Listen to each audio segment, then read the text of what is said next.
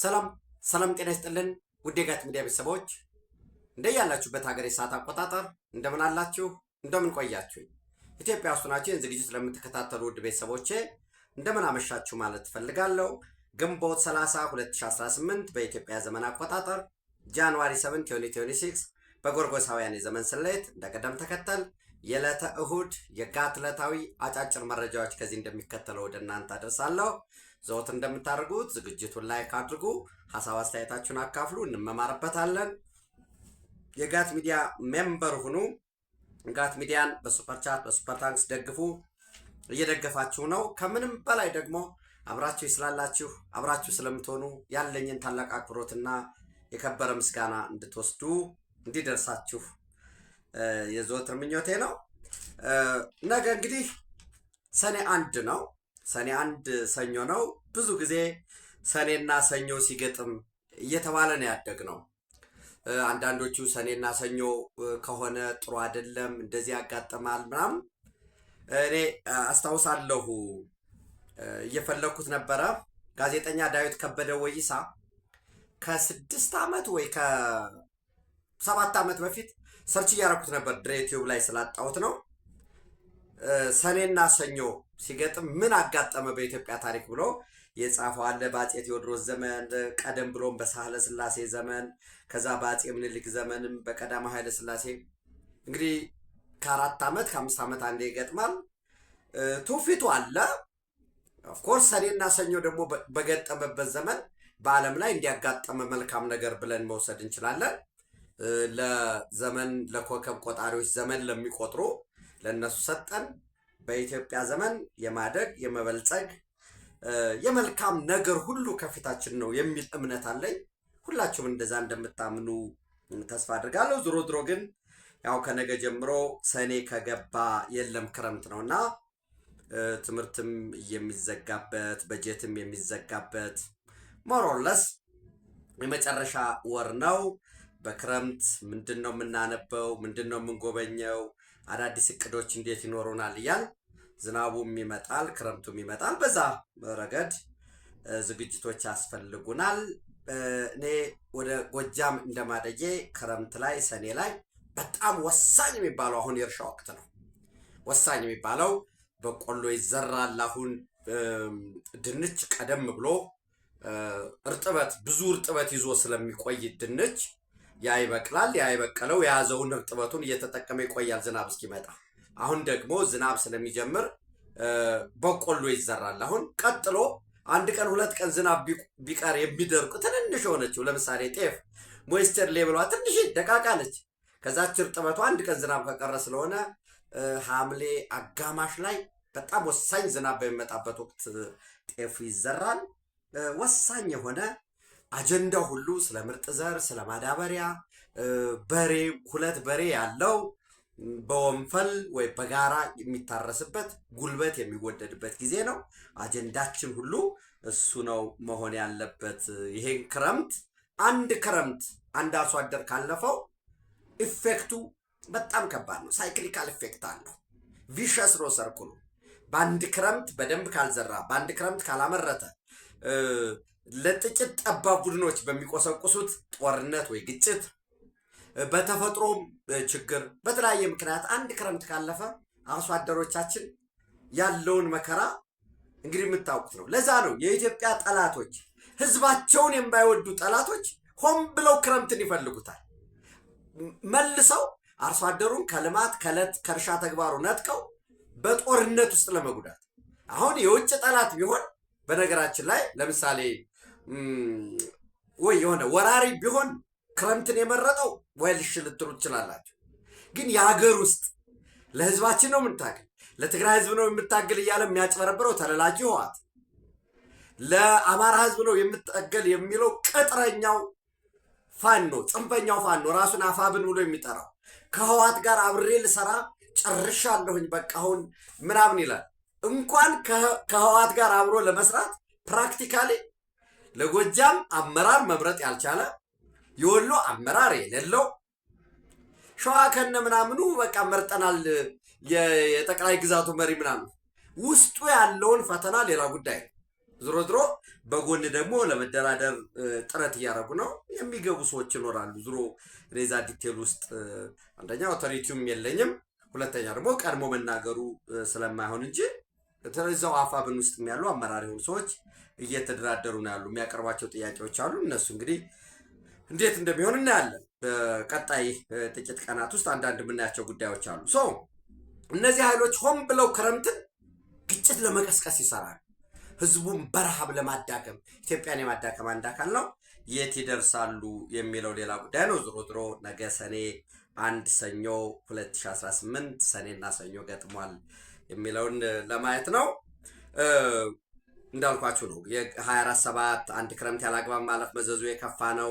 በዚህ ውስጥ ምናልባት ህወሓት እንደ ዋግነር በሚለው ርዕሴ ውስጥ አንደኛው ማየት የፈለግኩት የትግራይ ህዝብ ወይንም የኢትዮጵያ ህዝብ ማለት እንችላለን የተለየ የለው።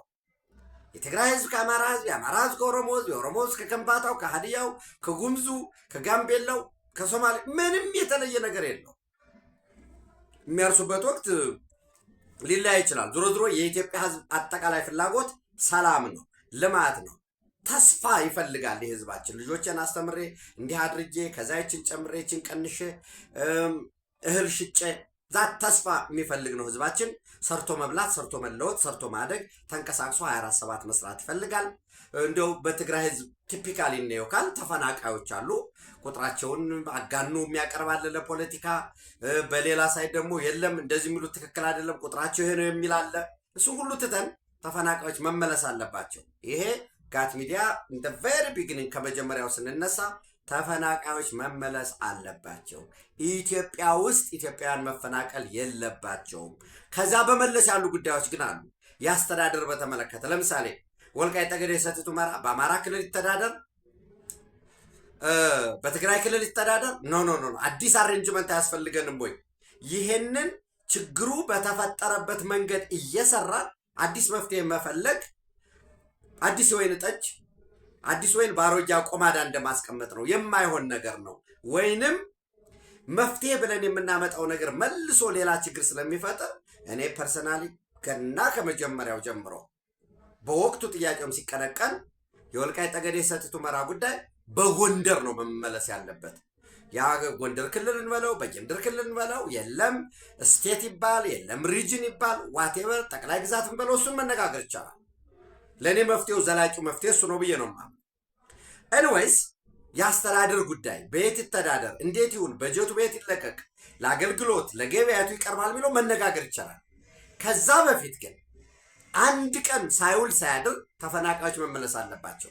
የዲዲአር ጉዳይ አለ። ዲሞቢላይዝ ሆኖ ዲሳርም ሆኖ ዲሞቢላይዝ አድርጎ የተወሰነ ስልጠና አግኝቶ በዛች ደግሞ የኢትዮጵያ መንግስት እንደ መንግስት ረጂ ድርጅቶች የነዛ አቅም ተሰብስበው የውጭ አጠቃላይና የትግራይ ክልልም እንደዚህ ተደርጎ ስንት ብር ነው የሚሰጣቸው? ወል ብዙ ሊሆን ይችላል፣ ትንሽ ሊሆን ይችላል። ያችን አቅም አሟጦ ሰጥቶ ወደ ቀደመ ስራቸው የሚመለሱበትን አግባብ መጠቀም። ሌሎች በጦርነቱ ጉዳት የደረሰባቸው ካሉ የወደሙ ትምህርት ቤቶች፣ ጤና ጣቢያዎች እነዚህን መልሶ ወደ ስራ ማስገባት። በዚያ ዘርፍ ላይ በንግዱ ማህበረሰብ በኩል ያኔ በጦርነቱ ወቅት መሰረተ ልማቶች ሲወድሙ ወይ ጦርነት ኮላተራል ዳሜጅ ስላለው አልሰራንም 2 ዓመት 3 ዓመት ከዛም ተከትሎ ደግሞ ባለው አለመረጋጋት ንግዳችን ቀዝቅዟል። ቀደም ብሎ በኮሮና ነበረ፣ ከዛ ጦርነቱ መጣ፣ አሁንም አለመረጋጋቱ አለ። ስለዚህ የወሰነውን ብድር በዳ ወለድ አንጠየቅ፣ ለተወሰነ ጊዜ ማገገሚያ ይሰጠን፣ ባንኮች በዳ ይሽጡበት። እነዚህ ጥያቄዎች አሉ ቁጭ ብሎ መፍታት የሚቻለው ነገር ግን የህወሓት አስኳል ሰው ህወሓት እንደ ፓርቲ ነው የሚያየው። እኔ እንደ ፓርቲ አላየውም ብያቸዋል። ከጥንት ጀምሮ እኔ ህወሓት ስሙ ፓርቲ ይባል እንጂ የአንድ ቤተሰብ የስብሐት ነጋ ቤተሰብ በዛ በጎን ፈትለወርቅ ገብረ እግዚአብሔር በሉት ዋቴቨር ዳዊት ገብረ እግዚአብሔር ንግዱን የሚሰራው ሌሎች በአምቻ ጋብቻ ኒውክሌር ፋሚሊው ግን ስብሐት ነጋ ያለው የዘር ግንዱ ወደ ታች የሚሄድ እንደገና ደግሞ በጋብቻ በአምቻ በጥቅም ትስስር ደግሞ ወደ ጎን የሚለጠጥ የዚያ ቤተሰብ ጉዳይ ማስፈጸሚያ ነው። ያ ቤተሰብ የስብሐት ዳይናስቲ የሚፈልገው ምንድን ነው? የበላይነት አንድ፣ ሁለተኛ ገዥነት።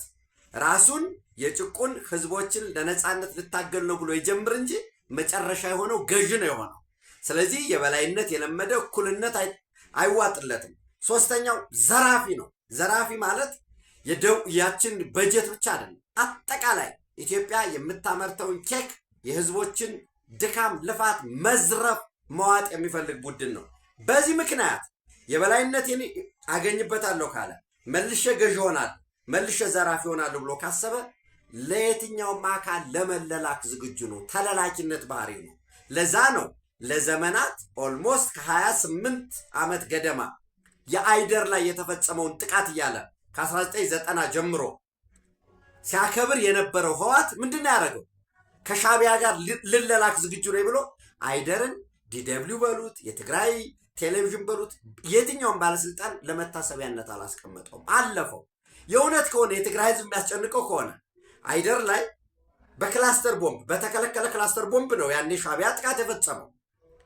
መጀመሪያ ጥቃት ተፈጸመ። እሱን ቁስለኞችን ሊያነሱ የሞቱትን ሊያነሱ የሰበሰቡት እንደተሰበሰቡ እንደገና ሁለተኛ መጣና አሁንም ሚግ ክላስተር ቦምባ ከ68 ሰው በላይ ሞቷል። 12 13 ህፃናት ናቸው። አልታሰበም። አንዲት መግለጫ አልተሰጠም። ከሻቢያ ጋር ጸብነኝ ወይም ኤርትራን ከኢትዮጵያ ጋር ነች ብሎ ያሰበ ጊዜ ግን ያንን ሲያመነዥክ ነው የኖረው። አሁን በቀጣይ ሀውዜንን ያከብራል። የገበያ ቀን ደርግ ደበደበው የሚለው እንግዲህ ከዛ ከጀርባ ያለው ኮንስፓይረሲው ምንድን ነው የሚመስለው የሚለውን ለታሪክ ባለሙያዎች ለእውነት ለጊዜ እንስጠው እንጂ እንደዛ አድርጎ ካሜራ ተቀምጦ በሱዳን በፖርት ሱዳን በኩል መጥተው ቀርጸው ለዓለም የተበተነበት ከዛ ጋር ደግሞ የሚያያዝ ኢንሲደንቶች አሉ። ጊዜው ሲደርስ እናየዋለን። ዙሮ ግን በየትኛውም መልኩ ለየትኛውም ሴራ በሚል ንጹሐን የፖለቲካ ጉዳይ አጀንዳ ማስፈጸሚያ መሆን የለባቸው። የበለጠ አሁን መንግስትና ህዝብን ይለይልኛል በሚል አርሲ ላይ ካለው ጥቃት ባለፈ ሌሎች አካባቢዎችም አሰቃቂ ተግባራት ሊፈጸሙ ይችላል። ይህንን ነቅቶ የፖለቲካ መዋቅሩ፣ የመንግስት መዋቅር፣ ደህንነት፣ የጸጥታ አካላት እያንዳንዱ ህዝቡ እኔን እናንተን ጨምሮ ክትትል ማድረግ ያስፈልጋል። ዞሮ ግን የህዋት እነዚህ ፍላጎት አላቸው። ህዋት እንደ ዋግነር የሩሲያ ዋግነር ታስታውሳላችሁ፣ በ2014 አካባቢ ነው የተመሰረተው። ያኔ ከ12 ዓመት ገደማ በፊት ሩሲያ ክራሚያን ከዩክሬን በነጠቀችበት ወቅት ተዋጊ የሚያቀርብ በወሳኝነት ማረሚያ ቤት ውስጥ እድሜ ልክ ረዘም ያለ እስር ተፈርዶባቸው የነበሩት እየተመለመሉ እየወጡ ከሌሎች አገራትም እየመለመለ ሊያስከትል የሚችለው ተጠያቂነትም ስላለው በሌላው ሀገር ላይ እየገባ የፕራይቬት ሚሊተሪ ካምፓኒ ሆኖ ፒኤምሲ ሆኖ የተቋቋመው ዋግነር ነው። ልክ እንደዚያ ዛሬ አሁን ህዋት በመከራ የትግራይ እናት የትግራይ አባት ዋጋ ከፍሎ ያሳደጓቸውን ልጆች በሽያጭ ለሱዳን አርሚ ፎርስ ለአልቡርሃን እያቀረበ ነው ያለው። እኔ ታስታውሳላችሁ በ28 አንድ መረጃ ወደ እናንተ አድርሻችሁ ነበረ። መቼ ነበር? ግንቦት 27 2018 ያኔ ምን ብያችሁ ነበር? ምርጫውን መከናወኑን በሰላም ማለቁን አስመልክቶ በሰጧችሁ መረጃ ወደኋላ ተመልሳችሁ እንድታዩት ነው ቀኑን ጨምሬ የጠቀስኩላችሁ። ግንቦት 24 ምርጫውን ለማደናቀፍ ሞክሮ የነበረው በዚህ በሁመራ በኩል ሊያደናቀፍ ሞክሮ የነበረ እና ጦርነትም ነበር። በዛ ከአርኤስኤፍ ጋር በተደረገ ግጭት ከ31 በላይ የተደመሰሱ የሞቱ ሲሆን ከ20 በላይ ቆስለው ወደ አልጀዚራ የሚባል አካባቢ መዳኒ የሚባል ስፍራ ላይ እየታከሙ ነው ብያችሁ ነበር።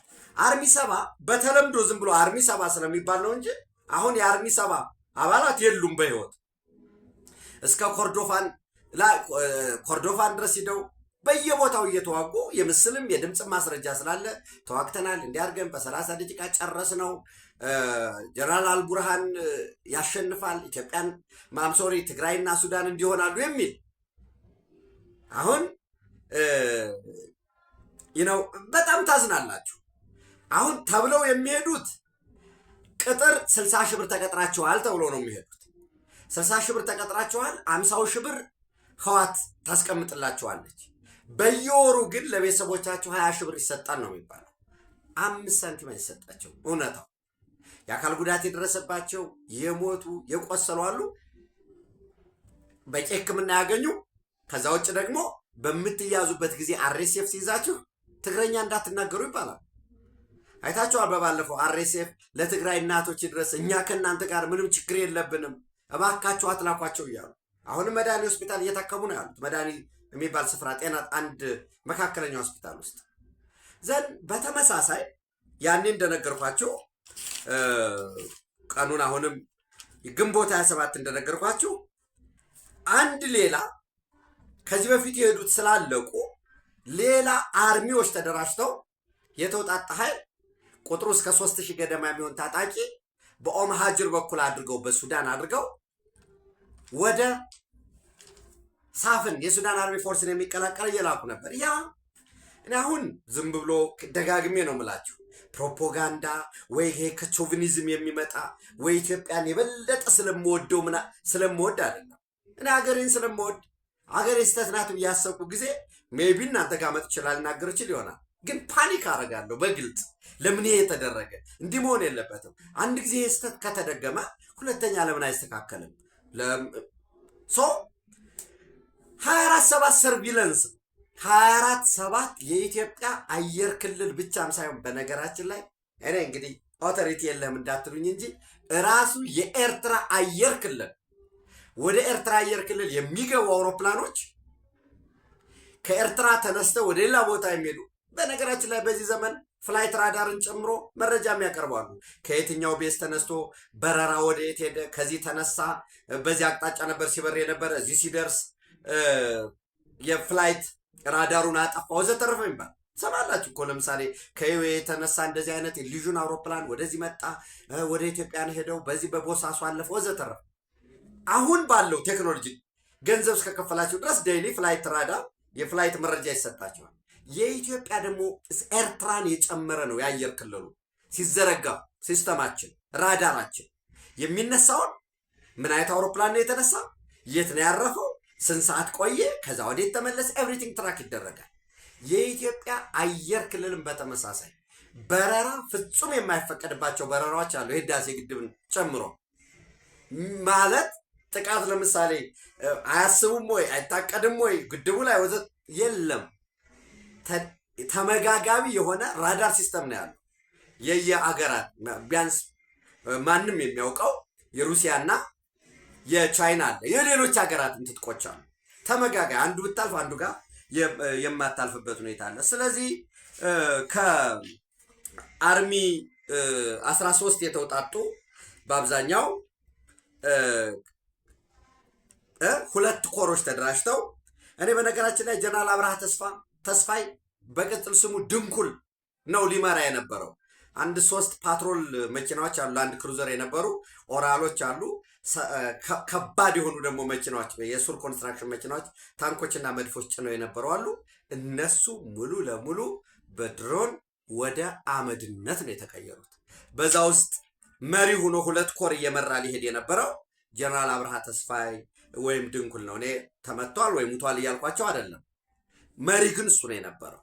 እያንዳንዱ እንቅስቃሴ ኤቭሪቲንግ ይታወቃል። ኤንዌይስ የእሱ የአርሚ 13 የጥቃት ሲፈጸም የተመታው ተመታ፣ ሌላው ወደ ሽሬ ወደ መቀሌም በሕክምና ሄዷሉ። የወደመ ታንኮች፣ መድፎች፣ ተተኳሽ ቦምብ፣ የነፍስ ወከፍ መሳሪያ፣ የቡድን መሳሪያ እነዚህ ደሽቃዎችን ጨምሮ ከጥቅም ውጭ ነው ያለው። እስከ ጠዋት 4 ሰዓት ድረስ ነው እርስ በራሱ ሲቀጣጠለ የነበረው። ዘን ህዋት መግለጫ ሲያወጣ ራሱ ህዋት ፖለቲካ ጠፍቶ ተደነባብሮ በስራ ላይ የነበሩ ነው። በስራ ላይ የነበሩ ምንድነው ያለው መግለጫው ላይ አንበባችሁት ከሆነ በተለመደው ስምሪት ላይ የነበሩ የትግራይ ሰራዊት አባላት። አሁን ህዋት ፖለቲካው ጠፍቶት ነው እንጂ ምን ይል ነበረ? የትግራይ ፖሊስ አባላት ወይ የትግራይ ሚሊሻ ወይ የትግራይ የሆነ ሰላማዊ ህዝብ ድሮ ቢሆን ማዳበሪያ ሊቀበል የወጣ ወዘተረፈ ነበር የሚላቸው።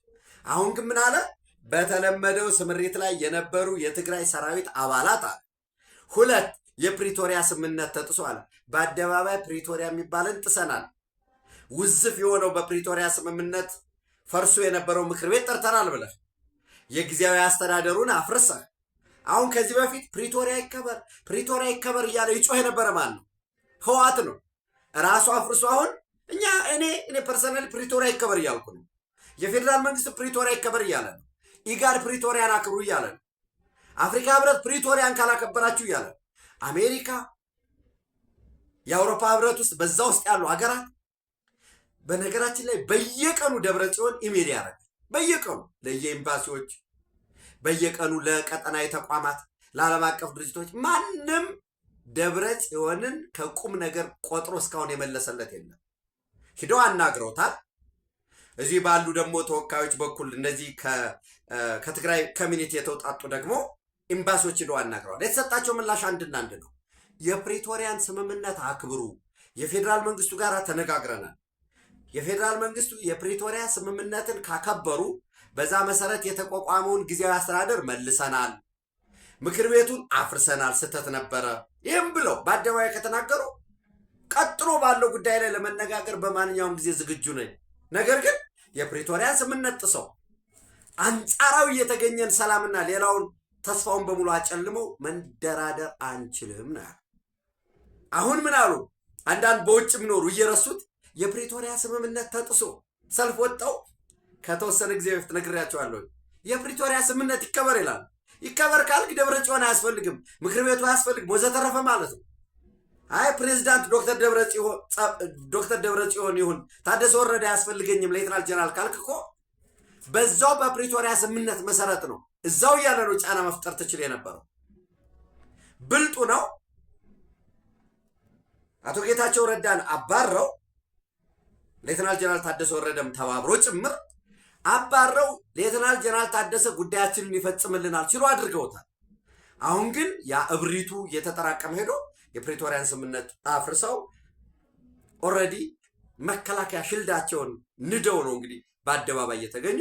የኢትዮጵያ መንግስት ደግሞ አሁን አንደኛ በሌላ አገር ኢትዮጵያ ህወሓት እየተዋጋ ነው አይባልም እኮ እንደ ሀገር ሲታይ የኢትዮጵያ ታጣቂ ነው የሚባለው። ስለዚህ ያንን እረፉ፣ አታድርጉ። በሱዳን ግጭት ውስጥ እየገባችሁ ነው። አልፋችሁ በሱዳን ግጭት መግባት ብቻም ሳይሆን በሱዳን ሳይድ በኩል ሆናችሁ ግጭት በመፍጠር ኢትዮጵያ እርምጃ ስትወስድ ደግሞ ሱዳን ድንበር የተነካ የሚባልበት እድል እየፈጠራችሁ ነው። በተረጋጋሚ ረፉ ተብለዋል።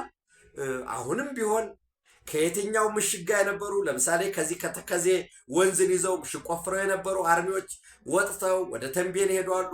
ከዛ አሁንም ሽሬ ላይ የሚሰባሰባለ አርሚ 24 ለምሳሌ ባላማጣ ሳይድ ነው የነበረችው።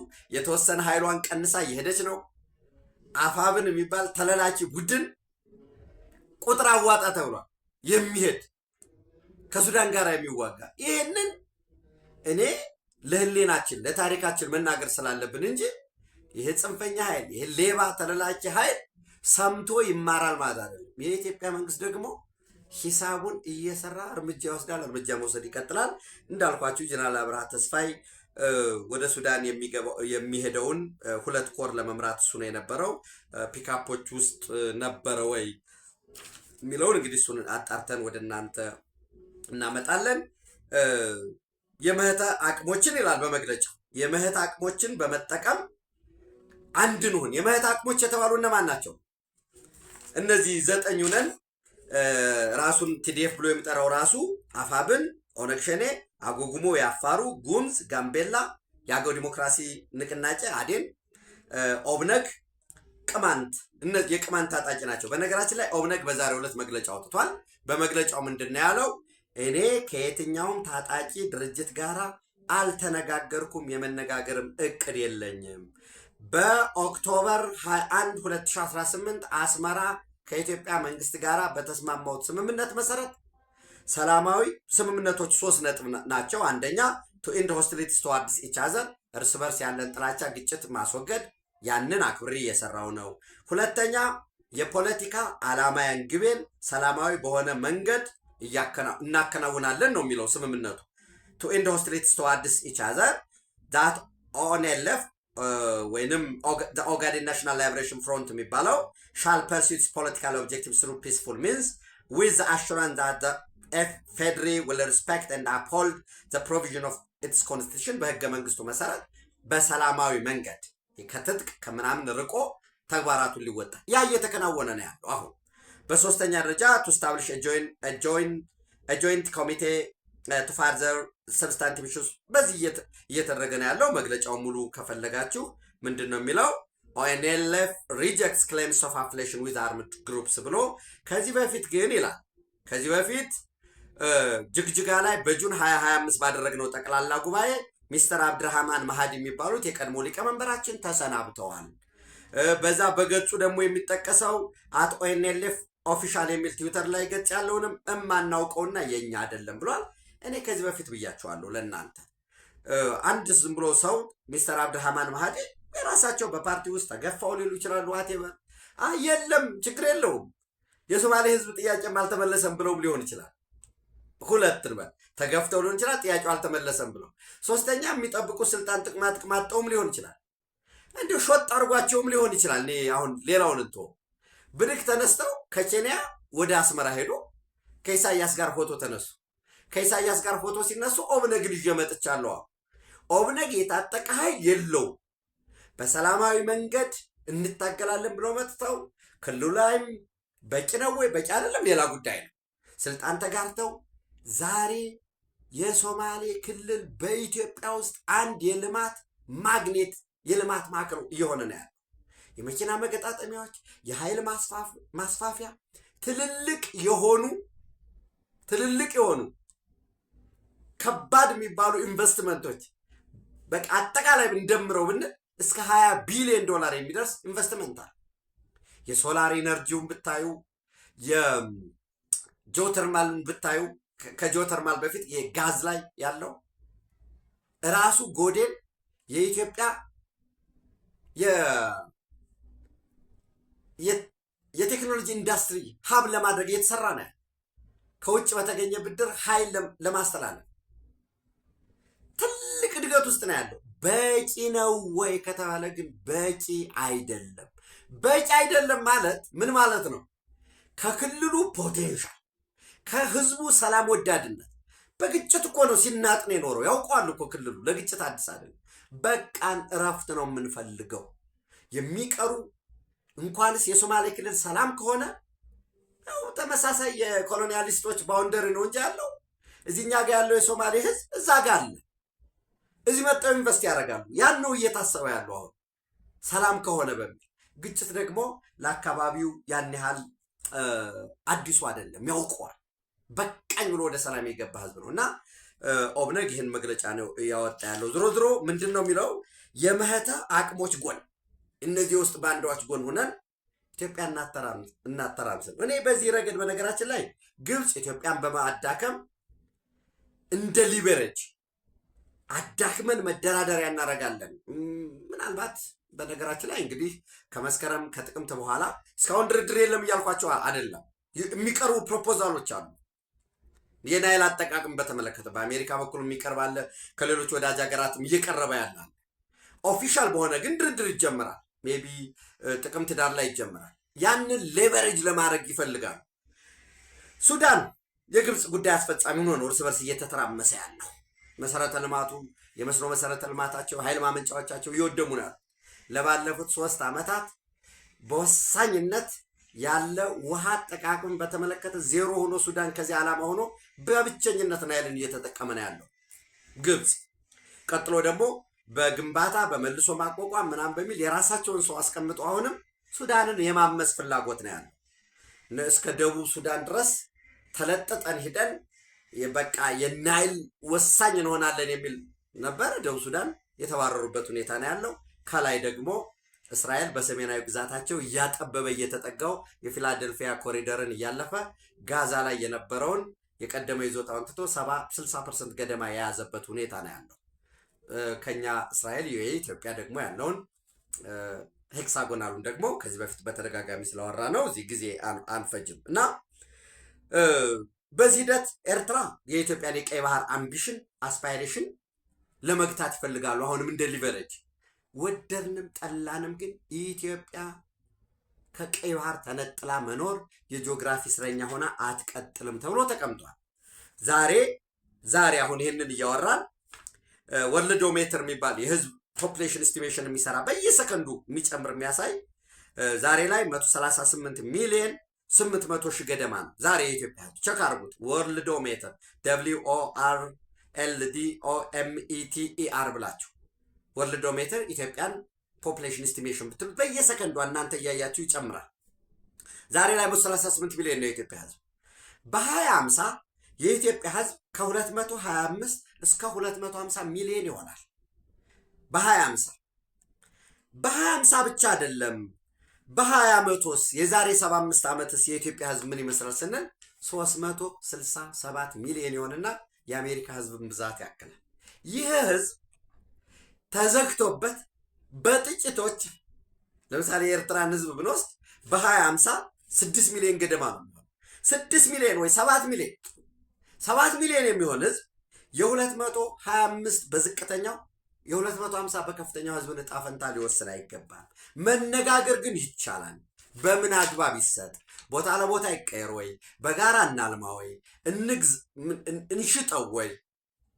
የለም እኛ ይህን ስለሰጠናችሁ እናንተ ደግሞ የኢትዮጵያ አየር መንገድ አላችሁ።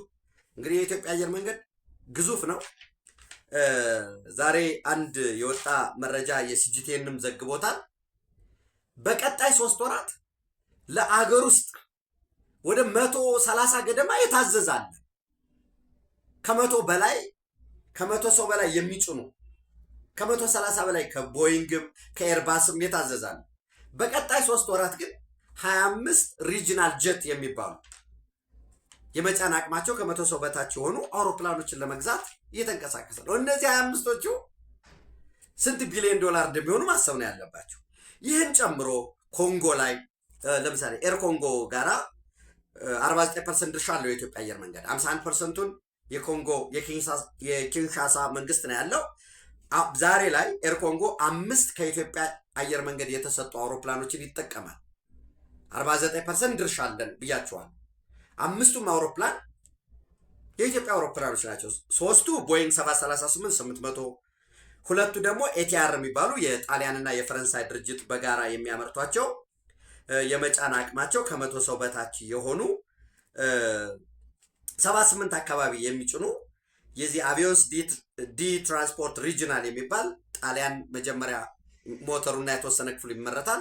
ፊኒሽንጉ ደግሞ ፈረንሳይ ሄዶ የሚያልቅ አውሮፕላኖች ኤቲአር 72600 የሚባሉ ኤርክራፍቶች 5 ይዞ የሀገር ውስጥ በረራ ሲያደርግ ነው የቆየው ለባለፉት 6 ወራት። አሁን ደግሞ ጁን ነው። ከጁላይ 1 ጀምሮ በሳምንት 5 በረራ ወደ ብራስልስ ወደ ቤልጅየም ብራስልስ በረራ ሊያደርግ ነው። በቀጣይነት ደግሞ ይህንንም አድርጎ ተጨማሪ አውሮፕላኖች ከኢትዮጵያ አየር መንገድ ሊዞች አሉ። እንግዲህ ብዙ አይነት ሊዞች እንደምታውቁት በአየር መንገድ በኩል ለምሳሌ ዊት ሊዝ የሚባል አለው። WETLEASE ዊት ሊዝ ሙሉ ለሙሉ ካፒቴኑ፣ ግራውንድ ቴክኒሻኑ፣ የሜንቴናንስ ጉዳይ ኤቭሪቲንግ እነዚህ ክሪውን ጨምሮ ቡድኑ በሙሉ የኢትዮጵያ አየር መንገዱ ነው። ነገር ግን የተመዘገበው በኤር ኮንጎ የሚመዘገብ ማለት ነው። በዊት ሊዝ ነው የሄዱት የኢትዮጵያ አውሮፕላኖች። ሌላው ይሄ ድራይ ሊዝ የሚባል አለ። አውሮፕላኑ ብቻ የሚሄድበት ማለት ነው። ሌላው ከዛ ካፒቴኑ ኤንድ ኤቭሪቲንግ የዛኛው አየር መንገድ የሚሆንበት። ዝሮ ዊት ሊዝ በጣም ፒክ ታይም በሚሆንበት ጊዜ ሌላ ሀገራት አውሮፕላን ከነ ሰርቪሳቸው የሚመጡበት አለ። ተጨማሪ በማድረግ ወደ ፓሪስ እና ወደ ዱባይ በረራ ለማድረግ ያው በዚሁ የኢትዮጵያ አየር መንገድ ግዙፍ የኢትዮጵያ አየር መንገድ አለን ስላልኳቸው ነው። ከዚህ ከግዙፉ የኢትዮጵያ አየር መንገድ ስንት ፐርሰንት ለኤርትራ ይሰጣል? ወይም ከቴሌኮሙኒኬሽን ወይንም ሌሎች ከሚሰሩ ከህዳሴ ግድብ ጨምሮ አረ መሬት በመሬት እንለዋወጥ። መነጋገር ግን ያስፈልጋል። ከዛ ውጭ ያለው ግን ለምሳሌ ኢራቅ ትልቅ ሀገር ነው እንደምታውቁት 58 ኪሎ ሜትር ጠረፍ ከፐርሺያን ገልፍ ያችን በማግኘቱ ግን ወሳኝ ስትራቴጂክ ሆና አብሮ እያደገ ነው ያለው። ላንድ ሎክድ እንዳይሆን አድርገውታል። 58 ኪሎ ሜትር እንዲያገኝ ተደርጎ ስሎቫኒያን ውሰዱ። አድሪያቲክ የሚባል ሐይቅ ላይ ወደ 47 ኪሎ ሜትር ወይም 29 ማይል ገደማ የሚሆን ስላገኘች በጣሊያንና በክሮቲያ መካከል ላንድ ሎክድ ከመሆን ድናለች። ዲሞክራቲክ ሪፐብሊክ ኦፍ ኮንጎ ወሰዱ። በጣም ሂውጅ ማስ ያለው ሀገር ነው። ግን በአትላንቲክ በኩል 39 ወይ ለአንዳንዶቹ ሲጽፉ ከ37 እስከ 40 ኪሎ ሜትር የምትሆን ያችን በማግኘቱ ወይም ከ23 ከ25 ማይል የምትሆን እርዝመት ያላት በአትላንቲክ ኦሽን በማግኘቱ ላንድ ሎክድ እንዳይሆን ሆኗል። ሞናኮ ትንሽ ሀገር ነች። 4.1 ኪሎ ሜትር ከሜዲትራኒያን ሲ በኩል ትዋሰናለች፣ ወይንም 2.1 ማይል። ይህን በማግኘቷ ላንድ ሎክድ አልሆነችም። ቦስኒያና ሄርዞጎቪናንም ውሰዱ። በተመሳሳይ ከላይ እንዳልኳቸው እንደ ስሎቬኒያ በአድሪያቲክ ሲ በኩል 12 ማይል ወይም 20 ኪሎ ሜትር በማግኘቷ ላንድ ሎክድ አልሆነችም። ስለዚህ ጅቡቲ ያለች ጎረቤታችን ነች።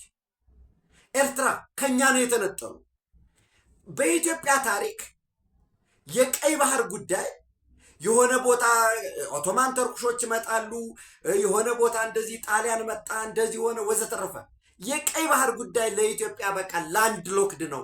ፍትህ ከባህር ተነጥሎ መኖር ነው ተብሎ ትውልዱ እንዲማር የተነገረው የፖሊሲ ጉዳይ የሆነ ይህንን ያነሳ ይቀጠቀጥ የነበረው ከ1983 በኋላ ነው። ኦፊሻሊ ደግሞ ግንቦት 1985 ተገንጥለዋል። ከዚህ በኋላ ጣፈንታ የባህር በር የለም። ለምሳሌ በጣሊያን ጊዜ አይ እንደዚህ አስመልሰን ድርድሮች አሉ እኮ። በጣሊያንም ጊዜ ፈረንሳይና ጣሊያን የጅቡቲ የፈረንሳይ ሶማሌላንድ እና ጣሊያን ሲወያዩ አይ በቃ እዚህ እንወያይ፣ ኢትዮጵያ ደግሞ በዚህ በኩል ትውጣ የሚል ይወያያሉ። ሌላው ቅኝ ግዛት እንኳ ሆኖ ለቀጣይ ሰላም። ስለዚህ ይሄ ትልቅ ህዝብ ይሄ ትልቅ ሀገር ስንት ኪሎ ሜትር ርዝመን ስንት ኪሎ ሜትር ወርድ ባለው የሚለው መነጋገር እንጂ ላንድ ሎክድ ሆነ ልንኖር አንችልም። ይሄ ያለቀ ነው። ይህንን የማይቀየርን ነገር ልታስቀረው የማትችለውን ነገር ካለህ መንገድ ልትሰራበት፣ ትምህርት ቤት ልትሰራበት፣ ውሃ ንጹህ መጠጥ ውሃ ልታመጣበት፣ በጋራ ተባብረ ልታድግበት እየቻልክ ጠመንጃ እየገዛ ከስክስ ኢሳያስ በሸበጥ እየሄደ ከስክስ ጫማ ወይ ትጥቅ ምናምን መስጠት የለበትም። ይሄ አይሆንም ማለት ህዋት እየተከተለ ያለው ልክ ከዚህ በፊት ብአዴን ብዬ ኦህዴድ ብዬ እንዲህ አድርጌ ተለላኪ ሰርቼ እነሱ መንገድ እየመሩኝ 4 ኪሎ ገባለሁ በሚለው ትናንት የቆመ ነው። በተመሳሳይ ስራ እየሰራ የተለየ ውጤት የሚጠብቅ ኢንሰኒቲ ውስጥ የገባ ድርጅት ነው እና የኢትዮጵያ የባህር በር ጥያቄን መመለስ በአግባቡ መልሶ ወደ ውጤት እንዲመጣ ማድረግ እንጂ የግራ ቀኙን እየጎተቱ እያጭበረበሩ ኢትዮጵያን ማፍረስ አይቻልም። ድሮ ድሮ ኦብነግ የለሁበትም እወቁልኝ ብሏል። የኦብነግ መግለጫ ምናልባት እሱን ለማለት ነው።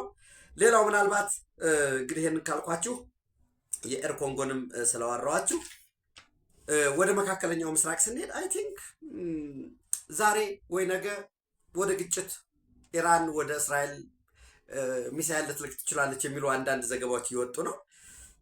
ይሆናል አይሆንም የሚለውን አብረን እናያለን። ዞሮ ዞሮ ራሱ አሜሪካን ፍሮዝን የሆነውን የተያዘውን ንብረት የኢራንን ንብረት በገልፍ በዚህ በባህሬን በኳታር በዩኤኢ ለደረሰው ውድመት መልሶ ለመገንባት እንደ ካሳ እጠቀምበታለሁ የሚል እየወጣ ነው ያለው። ዘዩኤስ ትሬጀሪ ሴክሬትሊ ምንድን ነው ዘዩኤስ ትሬጀሪ ሴክሬታሪ ኦፊሻሊ አናውንስ ብሎ አሜሪካ will use frozen Iranian assets to rebuild and repair damaged facilities in Gulf cities ካለ በኋላ ይህንን የሚያጠና የደረሰውን ውድመት በትክክል የሚለይ በምን አግባብ ሊካሱ ይችላሉ የሚል የህግ አግባብንም የሚያጠና ኮሚቴ መደራጀቱ እየተነገረ ነው። በዚህ ረገድ ከዚህ በፊት ደጋግሜ እንዳልኳችሁ ኢራን ሄዝቦላን እንደ ባርጌኒንግ ቺፕ መጠቀም ትፈልጋለች። ነገር ግን ትናንት ደግሞ እስራኤሎች ደረስንበት ባሉት መረጃ መሰረት ያም ብቻም ሳይሆን ሄዝቦላ አልቀበልም የተደረሰው ስምምነት እስራኤልና ሊባኖን ያደረጉት ስምምነት ሰረንደር ኤንድ ዲፊት ነው፣ ይህንን አልቀበልም ብለው እያስወነጨፉ ነበር። ነግሬያቸዋለሁ። የሄዝቦላ ቺፍ ናይም ቃሲም ሳይዝ ዘ ዲል ቢትዊን ሊባኖን ኤንድ እስራኤል አማውንትስ ቱ ሰረንደር ኤንድ ዲፊት። ይህም ብቻም ሳይሆን ሮኬቶችን ድሮኖችን እየላኩ መደብደባቸውን ተከትሎ ደቡባዊ ቤሩትን የእስራኤል አየር ኃይል ደብድቦ ነበር። ለዛ ምላሽ እንሰጣለን እያሉ ነው ያሉት። እኔ ያልኩት እንዲሆን አይደለም። ዞሮ ዞሮ ግን የእስራኤልና የኢራን የአሜሪካ ጉዳይ እንዲሁ በቀላል በድርድር እልባት ያገኛሉ የሚለውን ጊዜ ይዘን የምናየው በጊዜ ብዛት መልስ የሚያገኝ ነው። ለእኔ አሸናፊና ተሸናፊ መኖር መቻል አለበት ወይም የግድ ይጠይቃል ብዬ አምናለሁኝ። ተጨማሪ መረጃ ማስረጃዎችን ነገ ሰኔ 1 ሰኞ ሰኔና ሰኞ ደግሞ ነገ አዳዲስ መረጃዎችን ይዤ እመጣለሁ ወደ እናንተ። ኢትዮጵያ በክብር ለዘላለም ትኑር። ታንኪዩ